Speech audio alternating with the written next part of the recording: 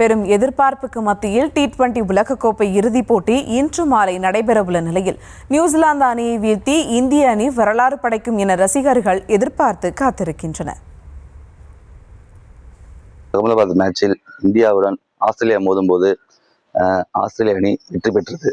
அந்த எதிர்பார்ப்பு இங்கே இருக்குது. அதனால திரும்ப அதே இடத்துல அந்த ஃபைனல் வச்சிருக்கிறதுனால கண்டிப்பாக இந்தியா ஜெயிக்கும். இந்தியாவோட ஓப்பனிங்லாம் பயங்கரமாக இருக்குது. நியூசிலாந்தும் அதுக்கு சளிச்சவங்கள பொண்ணடா நிறைய ரன்னு 200 ரன்னை சேஸ் பண்ணி ஜெயிச்சிருக்காங்க.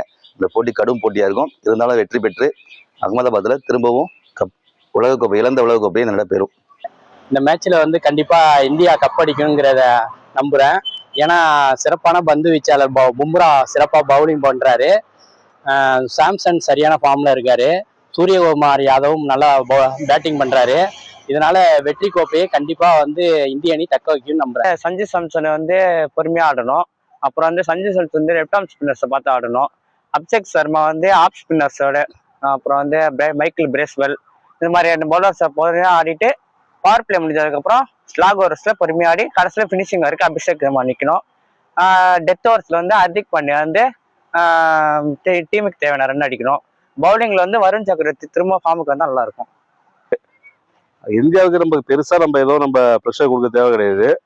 அவங்க ப்ரெஷர் இல்லாம மேட்ச் ஆடினாலே போதும், ஈஸியா வின் பண்ணுவாங்க.